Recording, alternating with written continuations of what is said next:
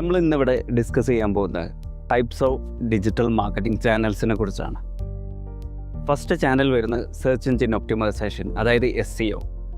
ഒരു സെർച്ച് എഞ്ചിനകത്ത് നമ്മുടെ വെബ്സൈറ്റിനെ എങ്ങനെ ഒപ്റ്റിമൈസ് ചെയ്ത് ഫസ്റ്റ് റാങ്കിലേക്ക് എത്തിക്കുക എന്നുള്ളതാണ് ആക്ച്വലി ഈ SEO കൊണ്ട് ഉദ്ദേശിക്കുന്നത്. അതുവഴി നമുക്ക് ഒരുപാട് ഫ്രീ ട്രാഫിക് നമ്മുടെ വെബ്സൈറ്റിലേക്ക് കൊണ്ടുവരാൻ പറ്റും. ഇത് പ്യുവർലി ഓർഗാനിക് സെക്ഷൻസ് ആണ് എന്ന് പറഞ്ഞാൽ ഫ്രീ ആണ്.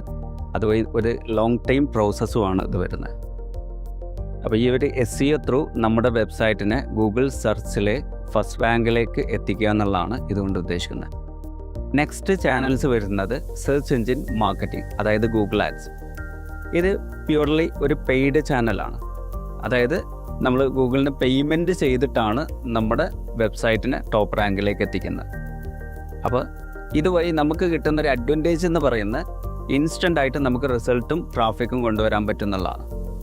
അപ്പോൾ SEO എന്ന് പറയുന്ന ഒരു ലോങ് ടൈം പ്രോസസ്സിലേക്ക് പോകുമ്പോൾ ഗൂഗിൾ ആഡ്സ് എന്ന് പറയുമ്പോൾ ഒരു ഷോർട്ട് ടൈം, അതായത് ഒരു ഇൻസ്റ്റൻറ്റ് റിസൾട്ടിലേക്കാണ് ആക്ച്വലി വരുന്നത്. നെക്സ്റ്റ് സെക്ഷൻസ് പിന്നെ വരുന്നത് സോഷ്യൽ മീഡിയ മാർക്കറ്റിംഗ് ആണ്. സോഷ്യൽ മീഡിയ മാർക്കറ്റിംഗ് എന്ന് പറഞ്ഞു കഴിഞ്ഞാൽ നമുക്കറിയാം, നമ്മളിപ്പോൾ കോമൺ ലൈഫിനകത്ത് ഫേസ്ബുക്ക്, ഇൻസ്റ്റാഗ്രാം, യൂട്യൂബ് ഇതുപോലെയുള്ള ഒരുപാട് സോഷ്യൽ മീഡിയ പ്ലാറ്റ്ഫോമുകൾ യൂസ് ചെയ്യാറുണ്ട്. ഇതിനകത്ത് പല കമ്പനീസിൻ്റെ ആഡ്സുകളും കാണാറുണ്ട്. അപ്പോൾ സോഷ്യൽ മീഡിയ മാർക്കറ്റിംഗ് എന്ന് പറയുന്നത് ഇതുപോലെയുള്ള പ്ലാറ്റ്ഫോമുകൾ ചൂസ് ചെയ്ത് മാർക്കറ്റിംഗ് ചെയ്യുന്നതിനാണ് ആക്ച്വലി സോഷ്യൽ മീഡിയ മാർക്കറ്റിംഗ് എന്ന് പറയുന്നത്. അപ്പോൾ ഇതുവഴി നമുക്ക് ഒരു കസ്റ്റമേഴ്സിലേക്ക് റൈറ്റ് ആയിട്ടുള്ള നമ്മുടെ ടാർഗറ്റ് ചെയ്തിട്ടുള്ള കസ്റ്റമേഴ്സിലേക്ക് എത്താനും അതുവഴി നമുക്ക് അവിടെ നമ്മുടെ ബ്രാൻഡിൻ്റെ ട്രസ്റ്റ് ബിൽഡ് ചെയ്യാനും സാധിക്കുന്നുള്ളതാണ് ഈ പറയുന്ന ഒരു ചാനൽസിൻ്റെ അഡ്വാൻറ്റേജ്. അപ്പം നമ്മുടെ ബ്രാൻഡിൻ്റെ അവയർനെസ് കൂട്ടാനും അതുപോലെ തന്നെ ട്രസ്റ്റ് ബിൽഡ് ചെയ്യാൻ വേണ്ടിയിട്ടാണ് നമ്മൾ സോഷ്യൽ മീഡിയ മാർക്കറ്റിംഗ് ചൂസ് ചെയ്യുന്നത്. നെക്സ്റ്റ് വരുന്ന കോണ്ടൻറ്റ് മാർക്കറ്റിംഗ് ആണ്. നമുക്കറിയാം, ഡിജിറ്റൽ മാർക്കറ്റിങ്ങിനകത്ത് ഏറ്റവും ഇമ്പോർട്ടൻ്റ് എന്ന് പറയുന്നത്, അതായത് കിങ് എന്ന് പറയുന്ന കോണ്ടൻ്റ് ആണ്. അപ്പോൾ കോണ്ടൻറ്റ് മാർക്കറ്റിംഗ് വളരെ ഇമ്പോർട്ടൻ്റ് ആയിട്ടുള്ള സെക്ഷൻസ് ആണ്. അതായത് നമ്മുടെ ഒരു ബിസിനസ്സിനകത്തേക്ക് വെബ്സൈറ്റിലേക്കുള്ള ബ്ലോഗ്സുകൾ റൈറ്റ് ചെയ്യുക, അത് കോണ്ടൻ്റ് ആണ്. സോഷ്യൽ മീഡിയയിലേക്കുള്ള കോണ്ടൻറ്റുകൾ പ്ലാൻ ചെയ്യുക, വീഡിയോ കോണ്ടൻറ്റുകൾ ക്രിയേറ്റ് ചെയ്യുക, അതുവഴി നമുക്ക് നമ്മുടെ ബിസിനസ്സിൻ്റെ ട്രസ്റ്റ് ബിൽഡ് ചെയ്യുക.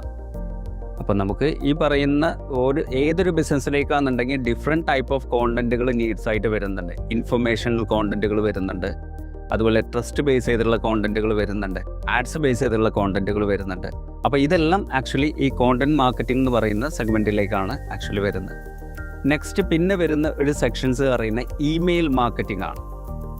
ഇമെയിൽ മാർക്കറ്റിംഗ് എന്ന് പറഞ്ഞു കഴിഞ്ഞാൽ നമ്മുടെ ബിസിനസ്സിനായിട്ട് ഇൻട്രാക്ട് ചെയ്തിട്ടുള്ള കസ്റ്റമേഴ്സിലേക്ക് നമ്മൾ വീണ്ടും റീടാർഗറ്റ് ചെയ്യാന്ന്. അതായത് നമ്മുടെ വെബ്സൈറ്റിനകത്ത് വന്നു, അവർ ജസ്റ്റ് നമ്മുടെ വെബ്സൈറ്റ് ലോഗിൻ കാര്യങ്ങളൊക്കെ ചെയ്ത് രജിസ്റ്റർ ചെയ്ത് ലോഗിൻ ചെയ്ത് പോയി.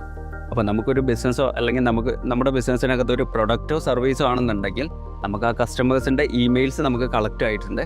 അതുവഴി നമ്മൾ അവരിലോട്ട് ഓഫേഴ്സ് കാര്യങ്ങൾ പുഷ് ചെയ്ത് വീണ്ടും നമ്മുടെ വെബ്സൈറ്റിലേക്ക് വന്ന് അവരെ കൊണ്ട് റീപർച്ചേസിങ് ചെയ്യുന്ന മെത്തേഡ്സാണ് ആക്ച്വലി ഇമെയിൽ മാർക്കറ്റിംഗ് എന്ന് പറയുന്നത്. Finally video marketing. Video marketing എന്ന് പറയുമ്പോൾ നമുക്കറിയാം, ഇന്ന് ഷോർട്സ്, റീൽസ് ഇതെല്ലാം നല്ലപോലെ ട്രെൻഡിങ് ആണ്. അപ്പോൾ അതുകൊണ്ട് തന്നെ ഏതൊരു ബിസിനസ്സിനകത്തും വീഡിയോ മാർക്കറ്റിംഗ് എന്ന് പറയുന്നത് വളരെ ഇമ്പോർട്ടൻ്റ് ആണ്.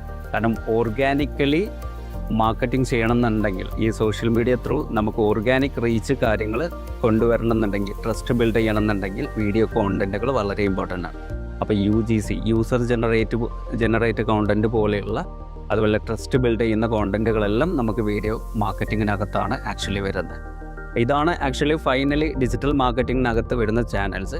ഇതല്ലാതെ ഇൻഫ്ലുവൻസർ മാർക്കറ്റിംഗ് വരുന്നുണ്ട്, അതല്ലാതെ അഫിലിയേറ്റഡ് മാർക്കറ്റിംഗ് വരുന്നുണ്ട്. ഇൻഫ്ലുവൻസർ മാർക്കറ്റിംഗ് എന്ന് പറഞ്ഞു കഴിഞ്ഞാൽ ആക്ച്വലി നമ്മുടെ ബിസിനസ്സിന്, അപ്പോൾ നമുക്കറിയാം നമ്മുടെ ചുറ്റും ഒരുപാട് ഇൻഫ്ലുവൻസേഴ്സ് അവൈലബിൾ ആയിട്ട് വരുന്നുണ്ട്. അപ്പോൾ നമ്മുടെ ബിസിനസ്സിനായിട്ട് കണക്റ്റഡ് ആവുന്ന ഇൻഫ്ലുവൻസേഴ്സിലേക്ക് നമ്മൾ അവരെ വെച്ചിട്ട് നമ്മുടെ ബിസിനസ്സിനെ കൊളാബ് ചെയ്യുന്ന ഈ മാർക്കറ്റിംഗ് മെത്തേഡ്സിനാണ് ഇൻഫ്ലുവൻസർ മാർക്കറ്റിംഗ് എന്ന് പറയുന്നത്. അപ്പോൾ ഇതുവഴി നമുക്ക് നമ്മുടെ ബിസിനസ്സിലേക്ക് പെട്ടെന്ന് ട്രസ്റ്റ് ബിൽഡ് ചെയ്യാൻ പറ്റുന്നുള്ളതാണ് ഈ ഒരു മാർക്കറ്റിങ്ങിൻ്റെ ഏറ്റവും വലിയ അഡ്വാൻറ്റേജ് വരുന്നത്. ഫൈനലി അഫിലിയേറ്റഡ് മാർക്കറ്റിംഗ് എന്ന് പറഞ്ഞു കഴിഞ്ഞാൽ നമുക്ക് ആമസോൺ, ഫ്ലിപ്കാർട്ട് പോലെയുള്ള സൈറ്റുകളൊക്കെ നമുക്കറിയാം. അപ്പോൾ അതിനകത്ത് നമുക്കൊരു അഫിലിയേറ്റഡ് പ്രോഗ്രാംസ് കണ്ട് അതിൽ രജിസ്റ്റർ ചെയ്ത് നമുക്ക് അവരുടെ പ്രൊഡക്റ്റ് അല്ലെങ്കിൽ സർവീസിനെ നമുക്ക് എന്ത് ചെയ്യാൻ പറ്റും, പ്രൊമോട്ട് ചെയ്യാൻ പറ്റും. ഇത് ആക്ച്വലി ഒരു കമ്മീഷൻ ബേസ്ഡ് പ്രോഗ്രാമാണ്. ഈ കാണുന്ന എല്ലാ ബിസിനസ്സുകൾക്കും ഈ പറയുന്ന അഫിലിയേറ്റഡ് പ്രോഗ്രാംസുകൾ വരുന്നുണ്ട്. ഇത്രയും ചാനൽസുകളാണ് ഈ ഡിജിറ്റൽ മാർക്കറ്റിങ്ങിനകത്ത് മെയിനായിട്ട് വരുന്നത്. ഇപ്പോൾ ഒരു ബിസിനസ്സിനെ അപേക്ഷിച്ച് എല്ലാ ചാനൽസുകളും നമുക്ക് യൂസ് ചെയ്യേണ്ടതായിട്ട് വരില്ല. അപ്പം നിങ്ങളുടെ ബിസിനസ് എന്താണോ ആ ബിസിനസ്സിനകത്ത് വരുന്ന നിങ്ങളുടെ കസ്റ്റമർ ഏത് പ്ലാറ്റ്ഫോമിൽ ഏത് ചാനലിലാണോ വരുന്നത് ആ ചാനൽസുകൾ പ്രോപ്പറായിട്ട് യൂസ് ചെയ്ത് അതുവഴി നിങ്ങൾ പ്രോപ്പറായിട്ട് മാർക്കറ്റ് ചെയ്ത് കഴിഞ്ഞാൽ നിങ്ങൾക്ക് നിങ്ങളുടെ ബിസിനസ്സിനെ നല്ലപോലെ ഗ്രോ ചെയ്യാൻ പറ്റും എന്നുള്ളതാണ്.